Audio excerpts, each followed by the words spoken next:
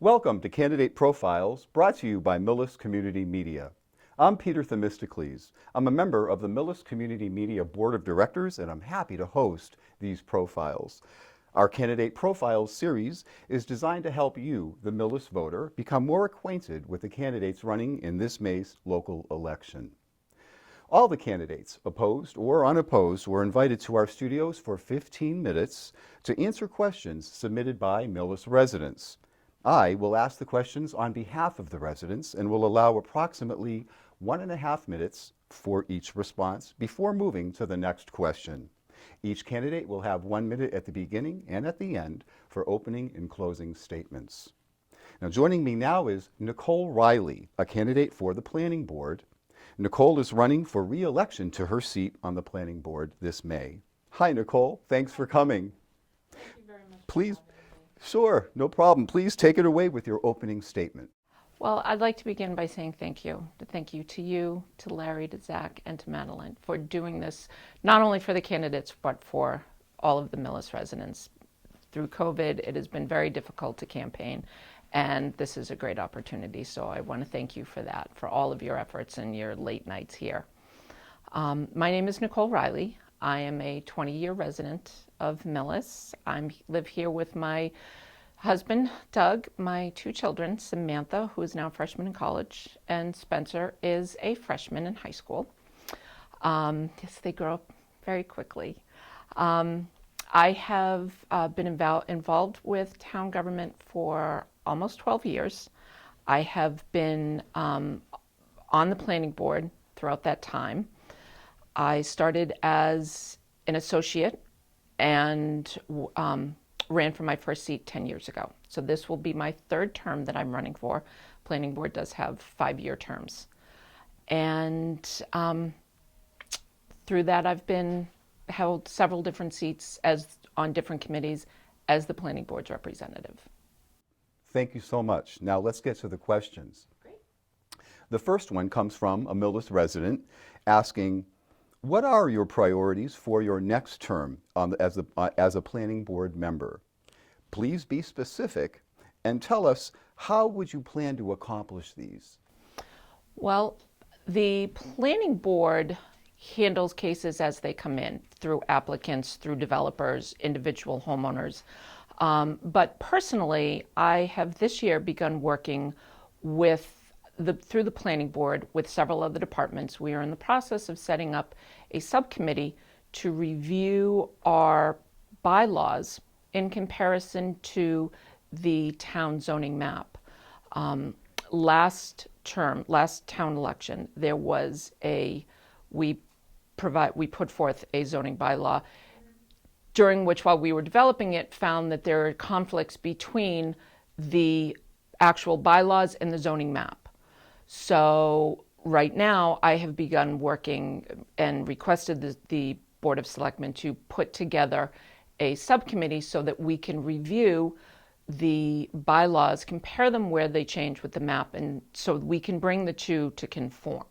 Okay. So that personally is really my biggest priority, cleaning up our bylaws. There's also several new state regulations with regards to Chapter 40A, which is the zoning bylaw for the state.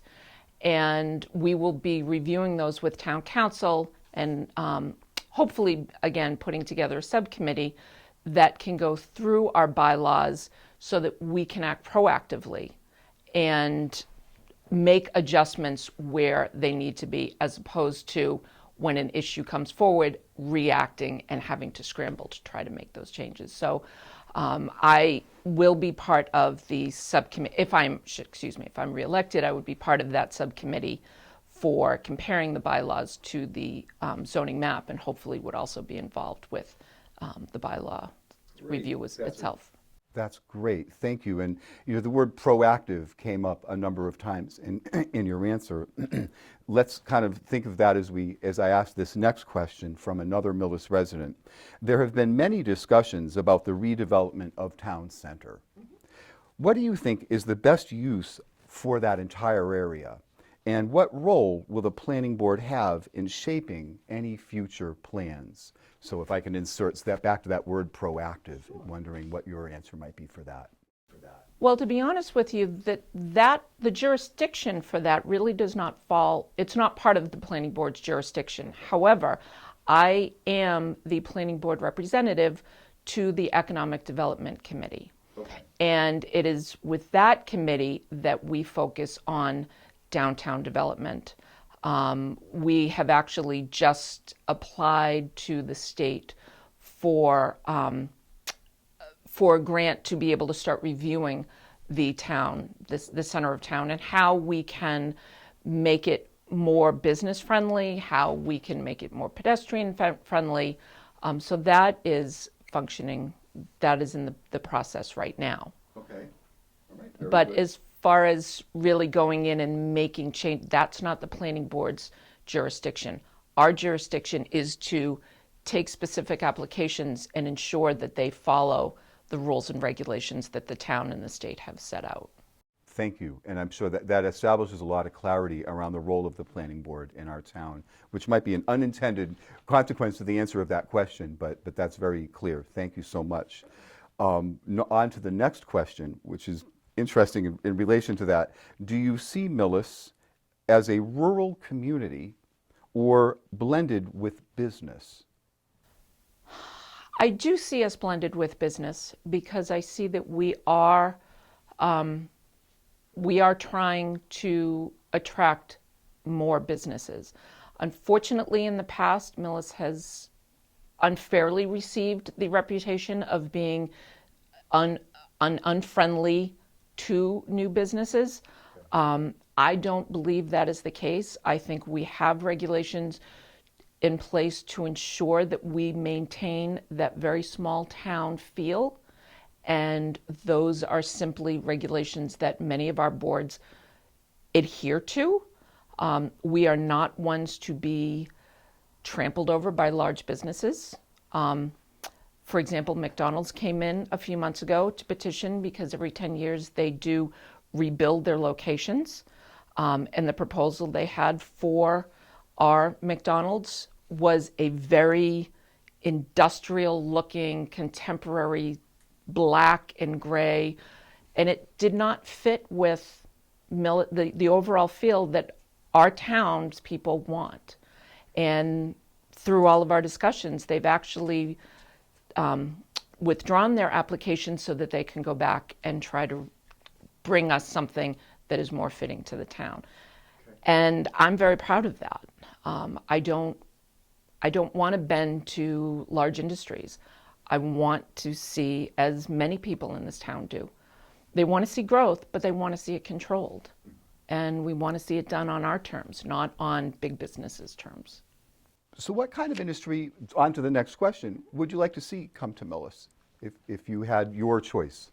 Personally, I would like to see a lot of more small businesses. Okay. I would like to see more opportunities for smaller independent businesses or smaller chains come in and have an opportunity. We have a lot of people that like to walk our center of town. We have a lot of good foot traffic, and I believe personally that those are the businesses. Small businesses thrive more in that environment.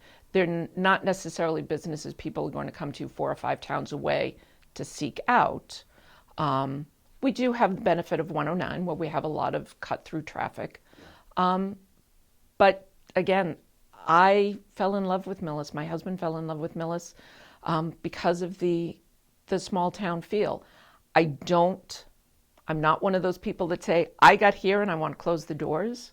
We want to grow, but we want to do it, again, our way, the way Millis will feel comfortable. So I feel that having smaller businesses, independents, smaller chains is more fitting. Absolutely. Yeah. Those the same type of, whether it's restaurants, whether it's retail shops, but independents, individual people. I think they're the backbone of our country, and I think they're also the backbone of our town. Great, thank you.